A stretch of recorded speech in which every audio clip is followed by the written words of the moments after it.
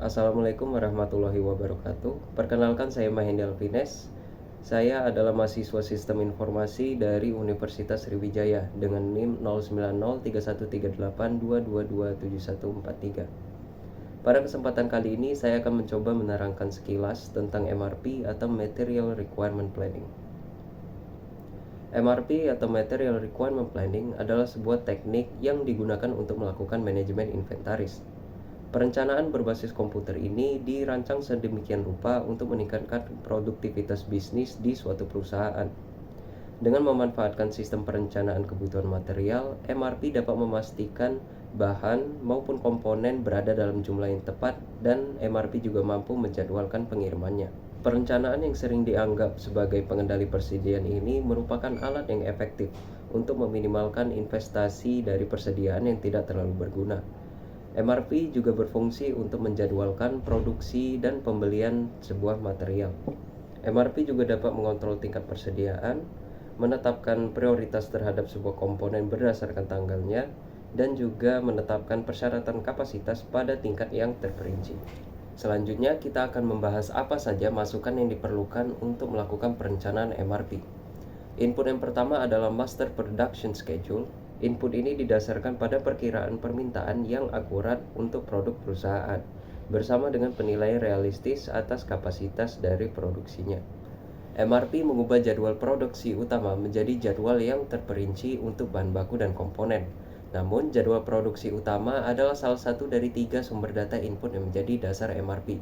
2 input lainnya adalah file tagihan material atau Bill of Material dan file catatan inventaris atau Inventory Record. Input yang selanjutnya adalah file dari Bill of Material.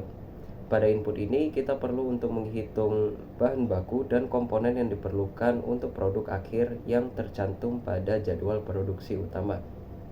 Dengan menspesifikasikan produknya, sub-sub penyusun produk, dan juga komponen-komponen yang diperlukan, maka kita akan mendapatkan BOM atau Bill of Material. Input yang selanjutnya adalah Inventory Record. Input ini memiliki data akurat yang terkini mengenai status dari persediaan. Hal ini dilakukan dengan memanfaatkan sistem persediaan yang terkomputerisasi dan mampu memelihara file catatan persediaan lengkap dengan penjelasan lead time atau waktu tunggu komponen bahan baku dan rakitannya. Semua hal tersebut akan ditetapkan pada Inventory Record. Proses perencanaan dari MRP memiliki 4 langkah dasar. Yang pertama, memperkirakan permintaan dan bahan yang dibutuhkan untuk pemenuhan. Yang kedua, memeriksa permintaan terhadap persediaan dan mengalokasikan sumber dayanya. Yang ketiga, penjadwalan produksi. Dan yang terakhir adalah pemantauan proses. Selanjutnya kita akan membahas apa saja keluaran yang dihasilkan dari perencanaan MRP. Kita akan mengklasifikasikannya menjadi 2, yaitu primary output dan secondary output. Pada primary output akan dihasilkan 3 buah output. Yang pertama, pemberitahuan order release untuk melakukan pemesanan yang sudah direncanakan. Lalu, pemberitahuan rescheduling atau cancellation apabila terdapat perubahan pada jadwal utama. Dan yang terakhir, laporan dari status inventaris. Selanjutnya pada secondary output dihasilkan 3 buah output, yaitu laporan kinerja, selanjutnya laporan ekspektasi yang menampilkan deviasi dari jadwal pemesanan yang terlambat, dan yang terakhir perkiraan dari persediaan. Perkiraan persediaan ini berisi proyeksi tingkat persediaan di periode yang akan mendatang.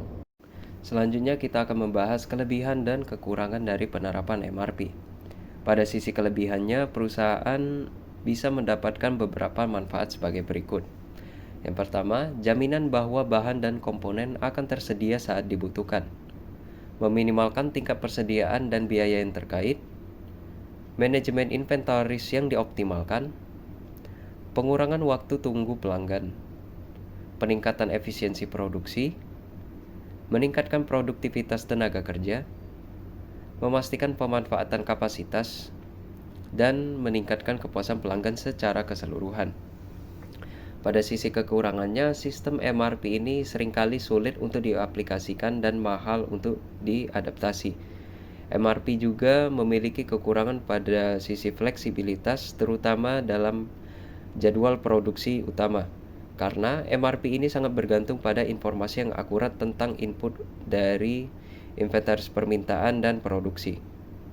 Meskipun MRP dirancang untuk memastikan tingkat persediaan yang memadai pada waktu yang diperlukan, perusahaan kerap kali tergoda untuk menyimpan lebih banyak persediaan daripada yang diperlukan sehingga meningkatkan biaya persediaan.